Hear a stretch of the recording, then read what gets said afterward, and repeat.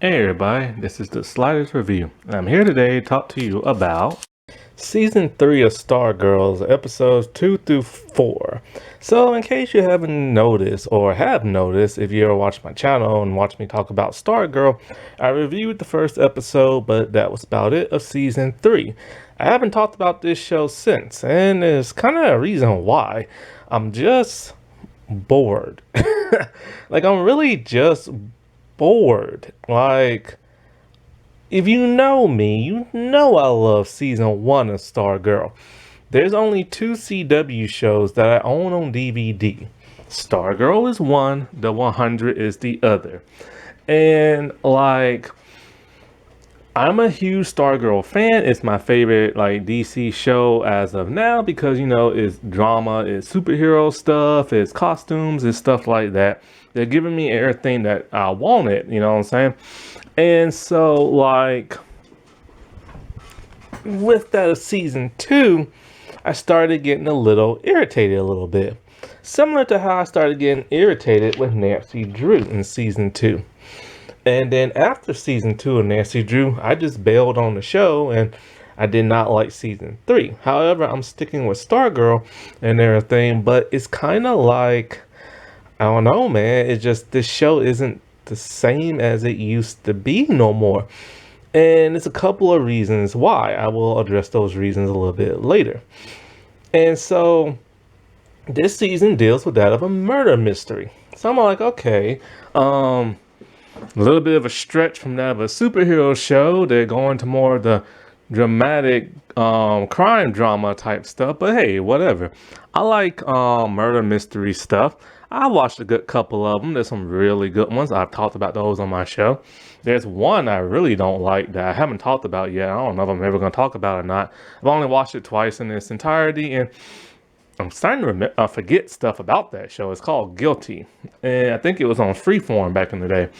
And so that's really like one murder mystery I didn't like. That and Unforgettable, which I have never talked about either. And so like, but I'm starting to get that Unforgettable vibe and a little bit of that Guilty vibe with season 3 of Stargirl. Now, murder mysteries and crime dramas are fun.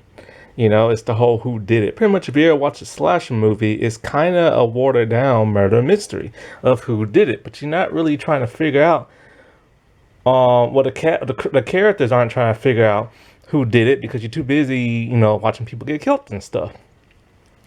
But that's why they're slashers. But then in a real crime drama, if they can be done right, that's great. If you don't know how to write a crime drama murder mystery, don't even attempt it. And I'm starting to get that vibe with the writers of Stargirl season 3. Now, CW has a murder mystery show called Nancy Drew. First season was all about like a murder mystery until they went to the whole ghost monster of the week type route and zombies and witches and crap like that and ruined their show. And Nancy Drew, by the grace of God, it got renewed for a 4th season. It looked very close to getting canceled after season 3, and it took a long time for it to get renewed.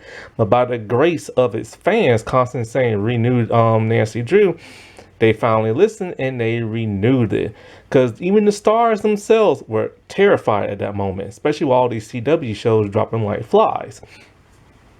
And there's been some speculation that Stargirl might end or get canceled and stuff after this season. Because a lot of people just aren't that interested in this murder mystery.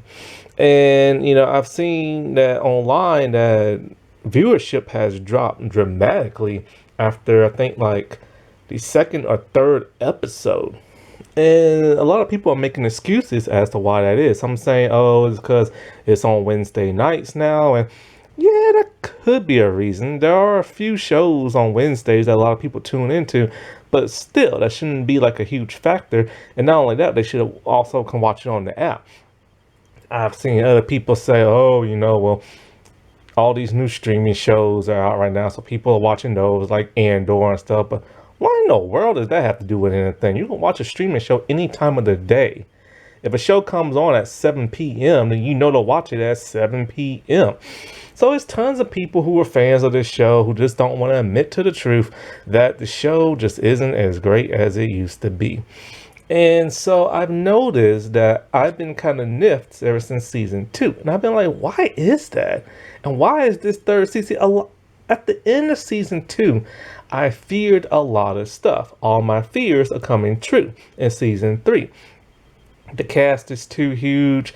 The cast that we knew and love are getting like pushed to the side. There isn't that much character development.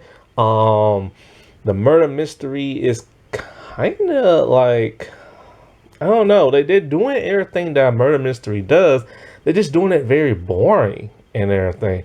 Nothing is edgy. And a murder mystery needs to be either very, very, very edgy or very, very, very funny.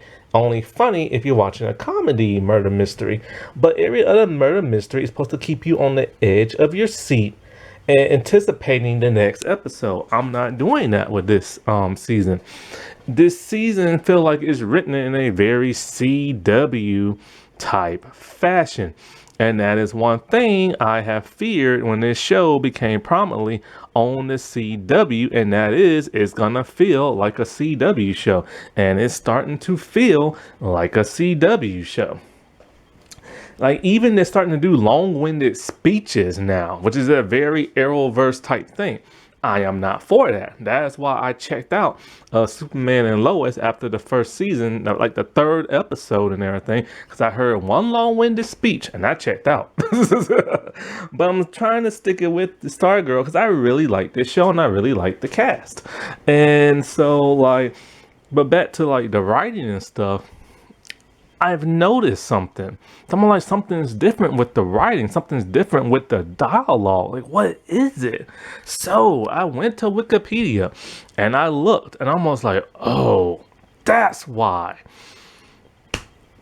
A lot of the writers and directors of season 1 left after season 1.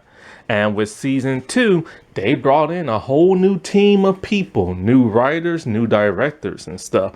Only a few, and when I mean a few, I mean like 2 or 3 writers and directors stuck with the show in season 2 and 3. But all those season 1 people pretty much got up and they left. Why?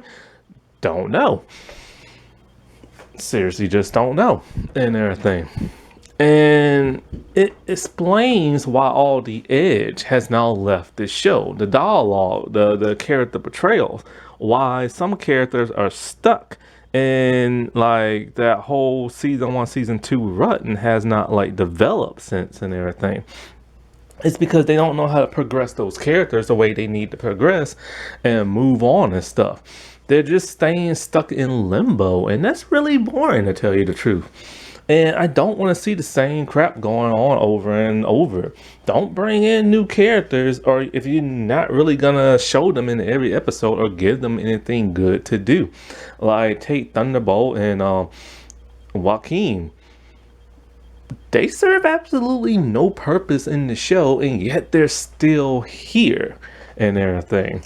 And now them and Mike are doing their own side like adventure while everything else is going on, and it's just not funny. Like, it's supposed to be there for comedic relief, but I don't need them for comedic relief. And not only that, but every time the genie dude uses his powers, people see it.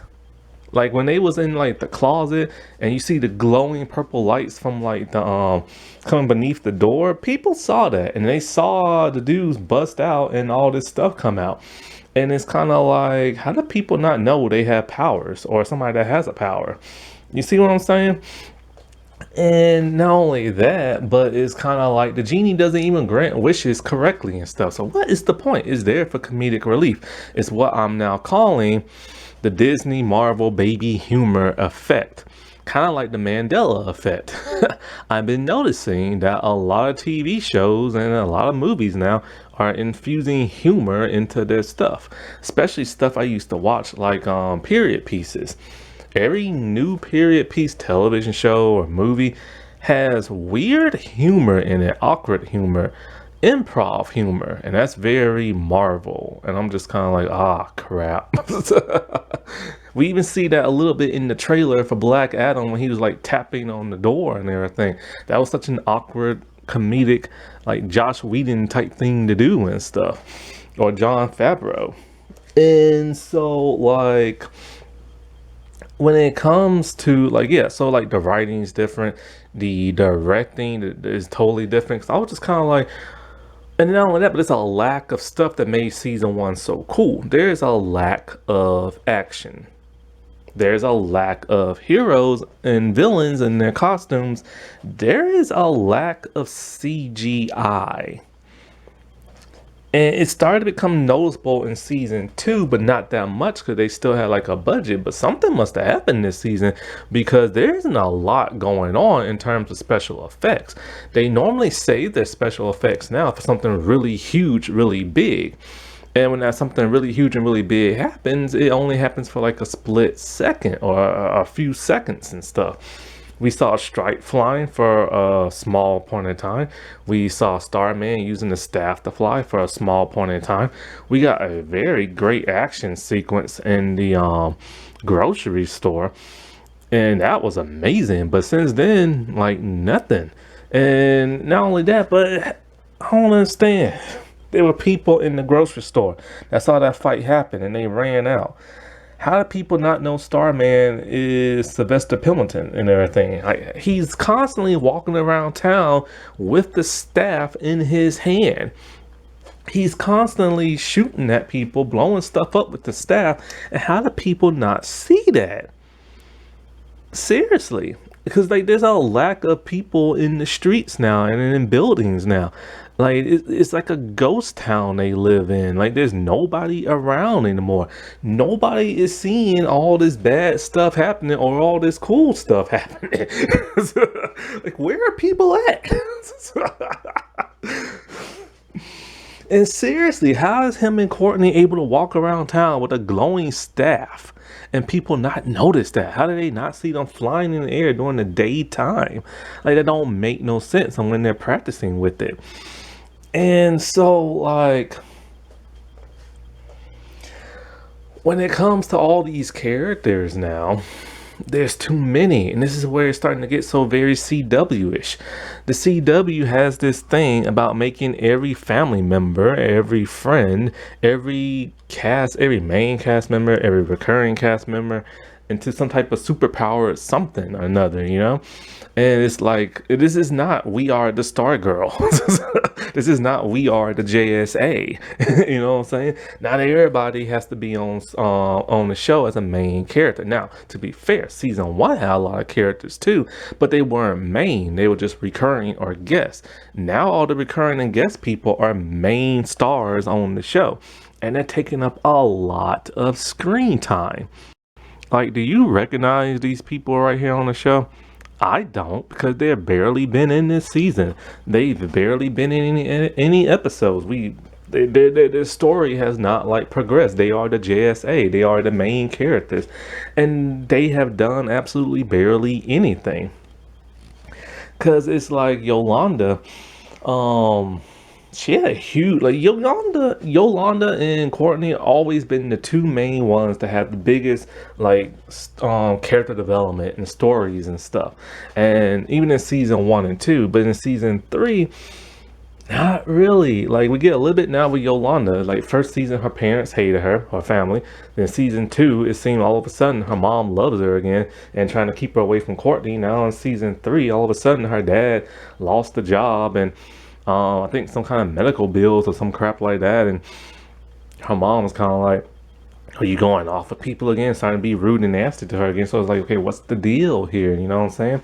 And that's all we get from her. Now she's pissed at Cindy for joining. Because of course Cindy's the one who leaked her news and everything. And so the whole tension between her and Cindy should be greater than what is shown on screen.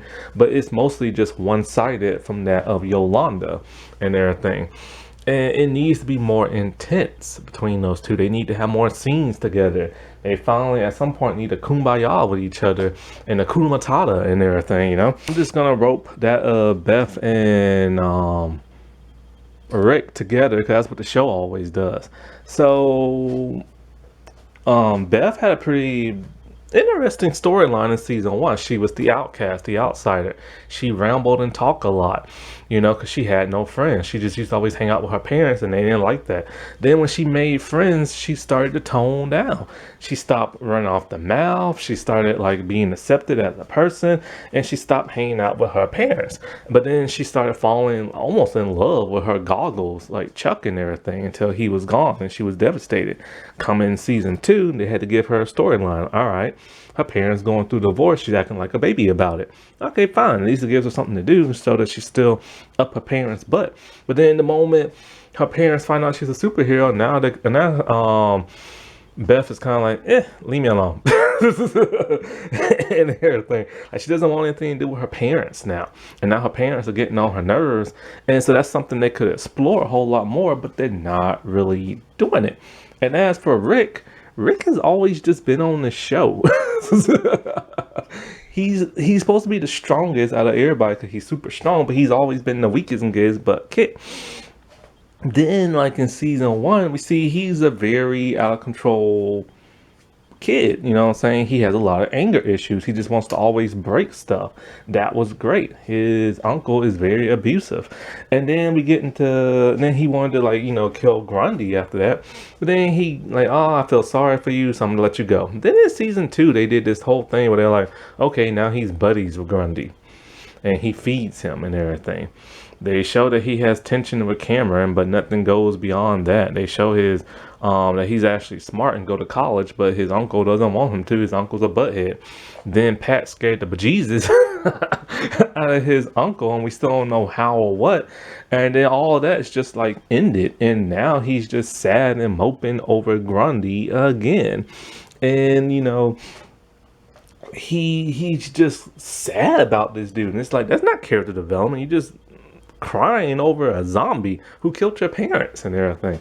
And so that's just kind of weird. Like, they literally had nothing for Rick to do. Then he lost his powers in season two, and somehow he's trying to fix them. How? He doesn't know how to do that. Like, there has to be something in the comic books for these three characters to do that they can pull a storyline from, but they're not doing that. Now, I like how they always do the mom. The mom always is a very, very small side character who just does parent stuff and does things at work. And somehow the supervillains always revolve around her job. That's fine. I like that. I do miss the dynamic of her being mad at Pat and always protective over Courtney and stuff. Speaking of Courtney, I haven't even mentioned her yet. Is it just me, or is her personality totally different from that of season one? Like in season one, in the first couple of episodes of season two, she had a very distinct personality and attitude. She was nice and everything, but she was very defiant. She was very headstrong. She was very stubborn. Pat tells her to do something, she does the complete opposite. She's constantly trying to build her team together, trying to get her team motivated and everything. She wants to be a hero and everything. And she wants to save people. And like I said before, she's also a nice person. Then come into season two, she is still like that until halfway in there, and she just starts to turn really nice. And all of a sudden, her stubbornness is going away. But then she still wants to save people. Now we get into season three, and she is sweet as sugar, and that's literally it. There's no more edge to her character. Yeah, that's character development and progression and stuff, but why is she no longer stubborn no more? Why is she no longer gun-ho to suit up every night and save the city and everything? Why isn't she very saw a kid messing with my mailbox. I can't stand these little kids in the neighborhood. Anyway, why isn't she allowing Cindy and allowing the crooks to join and everything and be friends? Why is she so accepting? And why is she so accepting of the gambler? Why is she because I get why Yolanda is like really pissed off at like Cindy because she has reasons. But when it comes to that of Courtney, she should be very, very, very suspicious and concerned and everything. She knows what Cindy is about. She has fought Cindy. Cindy has literally tried to kill her behind multiple times. And just because she saw what her father did to Cindy is no reason to, like, be all like, oh, okay, Cindy's nice because she said she's nice. And, her dad tortured her and blah, blah, blah, blah, blah.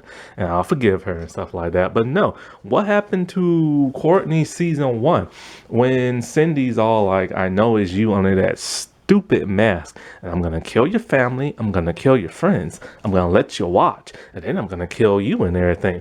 What did Courtney do after that? See, Courtney was laying in bed because Cindy had beat the snot out of her, and she was hurt, she was injured, she couldn't fight. She suits up, she grabs her staff, and then she busts through Cindy's window and whooped on her. We don't see that side no more. And she has been very, know what they turned her into? They turned her into the CW version of Supergirl.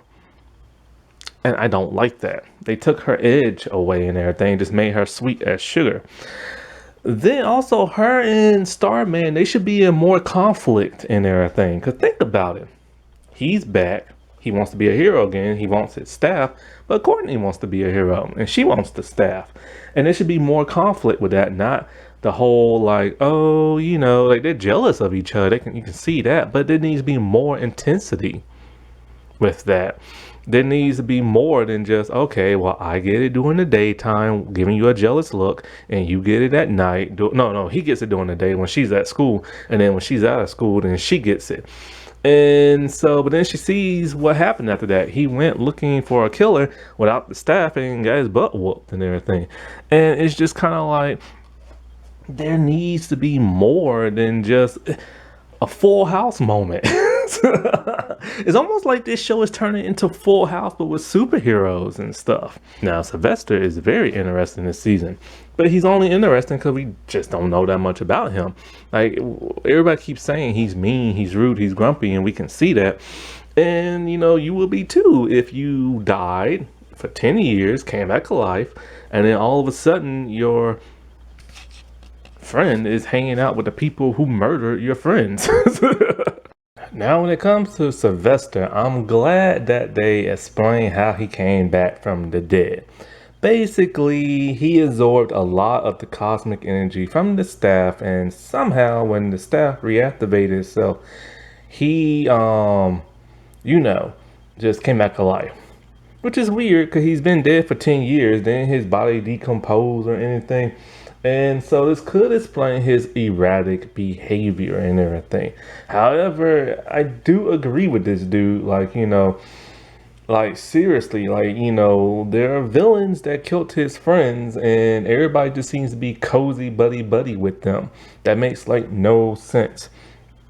I want to see him also train Courtney more with the staff. And I also want to see him use the staff more because he's supposed to be so great with it. And, the scenes that he did have with it, he showed some impressive power because, they had the budget. They saved it for that. Speaking again of the budget, seriously, despite DC Universe being a failure, at least they gave the money to their shows to do what they needed to do. In case you haven't noticed, ever since Stargirl has been on CW full time, she doesn't even really ride the staff no more. How often do you see her fly on it? Season 2, I can only think of 2 episodes in which she flew on it. Then in this season, she grabs the staff drags her outside the window. We think we're gonna see her fly. Nope, we just see her appear in the next scene, dropping down. I'm just kind of like, wow, what is this, She-Hulk? And stuff. Now, as for all the villains, I'm just going to wrap them all in one group, or lug them into one group. Seriously, how do they expect viewers to believe all of a sudden they turned good? That just don't make no sense. Let's take the JSA, the original one, the Crocs and everything. They have been bad for pretty much their entire adult career since they joined the ISA. Then they took a 10-year break once they killed like JSA members, right? So they've been living normal lives and everything, starting families, but they still been doing bad stuff. Like we saw in season one, if you disrespect Artemis, her parents will kill you and everything. So we're just supposed to believe all of a sudden they're nice. Like I can understand, like Crusher being friends with that Pat because they didn't know who each other were. But when it comes to Paula and Courtney's mom, they never really interacted like buddy buddy. But now all of a sudden she wants to hang with her, and Courtney's mom doesn't do all the stuff that Paula does. Paula like sports. It would make more sense for her to hang out with like the guys and have a beer. Speaking of which, after that whole brawl in like the grocery store, now all of a sudden they're like drinking beer and like cozying up and kumbaya with each other. It just doesn't seem believable at all. Even if you do have about 13 episodes, you can still have more conflict than that. And the same thing with Cindy. It's like she murdered all her parents. Are we really supposed? And then she tried to like release Eclipso. Well, she did release Eclipso and everything. Are we really supposed to believe she's just good all of a sudden? And she gets upset when they don't like invite her to like JSA meetings and all this other stuff. Like it's just too soon. It's way too sudden and everything. It's only been 3 seasons and everything, and now we're just supposed to like expect that. And the gambler too, like all of a sudden, like he's a good guy only because he has a kid. And then the shade from last season, it's like these people are supposed to be villains, but they've been more nice than anything else. And even in on the ISA in season one, it was weird. All they wanted to do was cure cancer and all kind of other stuff, but they wanted to control people and kill people as a result. So it's like they are the bad people, but they were never really bad. So it's like, why are you turning all your bad folks good? That's a CW thing to do. That's an Arrowverse thing they do. And I'm sick of it, man. This isn't the Arrowverse anymore. Like, stop turning all your villains good. And so, like, where is Artemis after all this? She wanted to join, then she hasn't like really appeared in like the next couple of episodes until we just see her in the background laughing with her friends. I don't get that. And and the thing about Artemis is a blank slate. Like, can you really honestly tell me like anything you know about her other than she likes to play sports aggressively? That's it, really. Like in season one, she was barely there. In season two, when she found out about her parents getting arrested and stuff and who they were, she joined the ISA 2.0. She fought one time and got scared with the Eclipso, took off and ran, and then freed her parents somehow with that loophole and everything, which thank God they explained that. But still, what kind of loophole is it? These are two supervillains that have murdered tons of people and tried to take over the world. What kind of loophole was that? Now let's get to this actual murder mystery. See, I was gonna get to it eventually. It's just gonna take me a while. I had to get through the other stuff that's been bugging the crap out of me. So, this murder mystery, they are doing a lot of good stuff that they're supposed to do when it comes to that of a murder mystery. Now, I love murder mysteries. Like The Alienist. Go watch that on my channel and go watch the actual show. What is it called? Cold Case. Without a Trace. Those are some really good shows, but like who did it, like Person of Interest and stuff like that. Nancy Drew season one. Now they're doing, like I said, a lot of good stuff that they're supposed to do. They gave us tons of characters, which they were supposed to do, and we're supposed to guess, okay, which one of these characters did it. Now the thing about a good murder mystery is that one clue leads you to another, to another, to another. However, they're doing their mystery, crime, drama, death thing very similar to that of Unforgettable and Guilty. I don't got time to go into Guilty, so I'll do Unforgettable. The thing about Unforgettable that made it not such a good show, I remember when I watched it the first time, there's two plots that's going on. Who killed the cop's sister when she was younger, and the small individual cases that's in each episode. I'm talking about season one for the most part. So when I watched it the first time, I was invested. I was invested in the overall story of who killed the sister. So I really didn't pay too much attention to the smaller stuff till I bought it on DVD after that. When I bought it on DVD, I realized something. This show's not as great as I thought it was. I really think this was a really good, fleshed out detective show. It is not. See, the problem with Unforgettable is that in a murder mystery, it's so much better when the killer is somebody who's been on screen multiple times in that episode or that season, right? And if it's an episode, like individual episodes, then that episode. Because you want to follow along. Because the great thing about murder mysteries is that they assume one person did it, so they interrogate this person, but it's wrong. So they start doing another person and another person. Then it turns out to be that one person they thought it was. Problem with Unforgettable is that the killer was always somebody who was barely on screen. They was literally on screen for a split second. And that takes the fun out of it, because they're like, well, who is this person? So then they walk you through who this person was. And it's all like, oh, really? When they walked into a building, that person in the background of a crowd, that's who it was? Like, like, how you going to guess that, you know? Because it's literally like, say you walk into a building. There's tons of people in the crowd, right? There's somebody way in the back who you don't even pay attention to. Then when that split second is up, you're with all these other characters. That's how every episode went. That's why it nearly got canceled after the first season and had to get retooled in the second, and they still did the same crap and got canceled again, picked up again, and then canceled for like a fourth time and everything. It only lasted for like 4 seasons, and it nearly got canceled every season. And in one season, it did get canceled. I think it only got canceled twice. And so the reason why I brought that up is because with this murder mystery, like I said, they have tons of people. You go from one clue to another. The problem with that is that they're giving us tons of red herrings, which is something you have to do in once in a while. It makes it even funner when you think this person killed somebody because they're acting kind of edgy and kind of shady. It makes it fun. So you have lots of red herrings. Only problem is every red herring we have had so far turns out to be innocent and everything. And they wrap that up in that one episode. So, the problem. First, they wanted you to make you think it was the shade. It still can be. We don't know what the world's going on with him. That's another mystery on itself. Something's weird with his power. Something's wrong with his personality. There's green, sparkly stuff coming out with his smoke. Don't know what that could be. Could that be Green Lantern energy, or could that be Eclipso hiding in his shadow realm?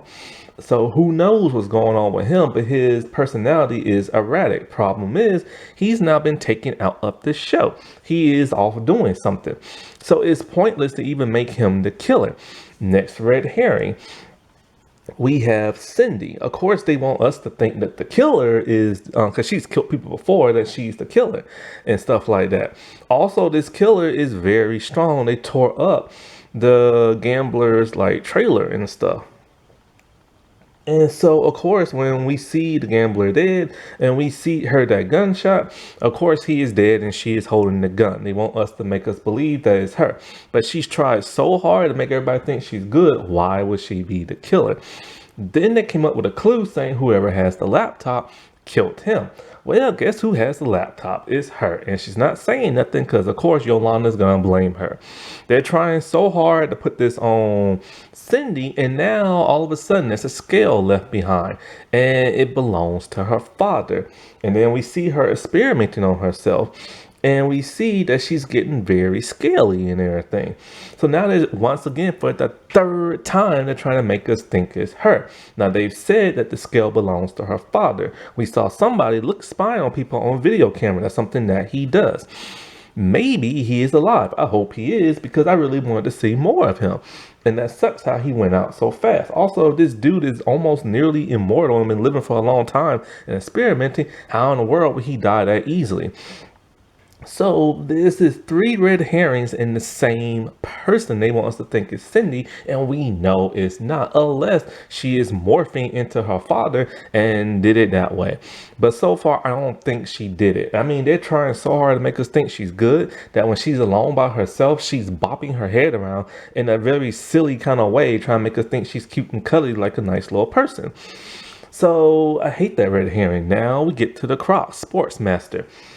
Gambler was like blackmailing them for money and stuff. We see Crusher over there with a baseball bat wanting to kill him, but then he leaves. He explains what all happened, why he was there, and all this other stuff. So that's another red herring that they gave us. And then let's see, that's let's see, Shay, her, the Lizard King dude that makes three, Pollen, and okay, now we get into our sixth one. Of course.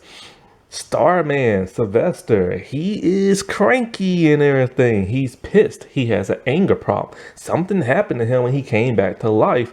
I mean, it's weird. It's like all he's been showing is anger. You remember when Buffy died and came back to life? Remember how dramatic that was? Why can't they do that here? And so, like, they want us to believe that he is the killer. But oh no, he went back over there and something attacked him. So, what we know about this killer is that for whatever reason, they target the gambler.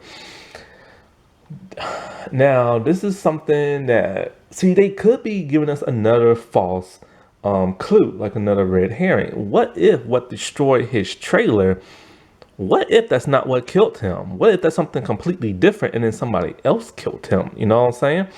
So they could be trying to do like a twist. That would be very clever. But what the world could like grab Sylvester from above, toss him around and beat him up and make a growling noise. It sounded like Grundy, but Rick has literally said Grundy is still buried. But is he? We only saw him buried in the first episode. Rick said he's still buried, but we didn't see Rick go out there and check on him and stuff. But it sounded like Grundy. So that's another red herring they're trying to give us to throw us off the scent. If it is not that of Grundy, then if it is the Dragon King, maybe he has a dragon. That would explain why it came up in the air and grabbed him, made that growling noise and super strong. But so far, we don't know if he even has a dragon or not. And it could be Shade. His fog smoke stuff can literally grab you from the top and toss you around. Possibly, I don't know. But that's a huge stretch. And what would make the growling noise?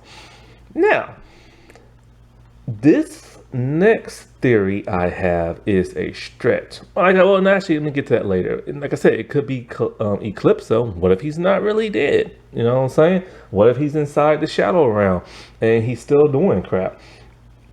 We don't know of any other ISA members that we know of that have came back. So there could be an old ISA member. They did mention that. But why bring in a member we haven't seen yet? If this murder mystery ends up being somebody who we have not seen in these 4 episodes, it's gonna be pointless, like unforgettable. Like it's gonna be pointless. You're not gonna want to guess somebody you ain't seen yet. And so, like, one theory I have is a wild theory. Now, to just hear me out. What if it's the staff? Think about it like this. We know that the staff is a sentient being. We know that it can do whatever it wants when it wants. We know originally it did not like Pat, because Pat said it didn't. And we know it can only be controlled by Courtney or that of Sylvester. But of course, it can go off and do its own little thing, especially if you tell it to, like, say, protect Courtney or protect this person. Now, remember, Pat literally told the thing first season, protect Courtney. Even if, like, she's in danger or whatever's gonna happen, just drag her on out of there, right? Now, the gambler went to Courtney and everything, tried to talk to her. What if the staff is all like, oh, maybe you're up to something. Maybe I should kill you. The staff has the ability to fly. It could literally pick you up and toss you around and hurt you and stuff. And not only that, But when it makes its magical noise, it could sound like a growling noise if it's pissed. Let's not forget Eclipso did affect the staff. Not to mention Sylvester. I know you're saying, well, if it's the staff, why did it attack Sylvester? Well, remember, he did absorb a lot of his energy. What if they're both like linked sentient like to each other? Or telepathic each other. What if it's picking up on his anger and his emotions, and those angers and those emotions is affecting the staff, kind of like the sword of truth from Legend of the Seeker and everything. So what if all of Sylvester's anger and rage is affecting the staff, and it caused it to kill the gambler protecting Courtney? And then when Sylvester tried to investigate, it didn't want him to find out the truth, and then it attacked him, but it didn't kill him. See? I don't know. That would be the craziest twist ever if it's the staff. And let's not forget, nobody had the staff when Sylvester was oh crap, wait a minute. Courtney had the staff when what's his face was the gambler was attacked. But let's think about it like this. She didn't, like, let's say the gambler's trailer got trashed and he wasn't there, and it got trashed by the staff. And when Courtney didn't have the staff at that time. And then when the gambler got back to his place, here comes Cindy, and then so like, whatever happened, maybe she shot him by mistake. Okay, I don't know. All right, I don't know. I'm just guessing, but it would just be cool if it's the staff. But yeah, if Courtney had the staff that night, then it couldn't have been the staff. See, that would have been a great twist, man. But then crap, she had the staff, so that like completely debunks that. So there's no telling who's really the killer, because so far all our suspects are innocent, except for ordinary people. There's Courtney's mom. There is Yolanda. There's Rick. There's Beth, but I doubt they're gonna be the killer, because of course they the one who found him dead, so it can't be them. There's no way it can be Courtney's mom, because she don't have powers, and there's no way it could be Beth's parents, because she don't have powers. So seriously, what is it? Could it be Stripe? Could he be sentient all of a sudden? Or what if? Now the killer has many names. There's still that whole Mr. Dr. Bones thing that they haven't did yet. Like, what's the deal with him, Wouldn't it be funny if it's the little genie thing inside the pen, like he wished for something by mistake and then it happened and then he did all that, or what, he just want revenge or something? But it's not gonna be him. And so, like, my guess is the whole Mr. Bones thing. That's the only person I can think of. And so, like, yeah. But what's his power? I don't know him from the comics. I don't even know his power. They could have changed it for the show. But it has to be somebody. And like I said before, if that somebody is someone we have not seen yet, then it's going to be pointless. It can't be Cameron, because he's just learning his powers. I doubt it's going to... Well, it could be the grandparents, but then there would be snow and ice everywhere. So, who knows, Maybe Brainwave is still alive inside Yolanda or something, or in somebody else. I don't know. Now I'm just guessing. Anyway, so when the fifth episode comes, we're going to see Jenny again, the Green Lantern and everything. And I hope they give her a suit at some point. I've been wondering, like, what the heck happened to her, man? Because, like, one thing that's been bugging me is that they'll introduce characters like their Green Lantern 2.0 and Sir Justin from season 1, but after he left, he just like left. I know he's looking for that little horse thing of his, but seriously, dude, like, come back. Oh, wait a minute, I just thought about something. Okay, screw the staff, because what's her name had it. What if it's Jenny? Think about it. Her ring can crush stuff. Her ring can pick you up in the air and beat you up and everything. Her ring can make a bullet hole through your body. Not to mention, like, where has she been and what has she been up to? Did Mr. Bones, like, corrupt her? And not only that, but she don't know who Sylvester is.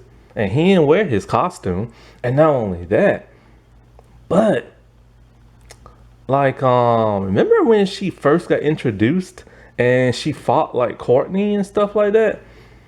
What if, for whatever reason, she's the one who did it? Then the question would be, why? Could it be the gambler helped kill, like, you know, her father or something? And not only that, but what if the whole title frenemies doesn't mean the Crocs and Cindy and them? What if it actually means her? Hey, that's a nice theory, you gotta admit. Alrighty, well, I'll talk to y'all later. Bye.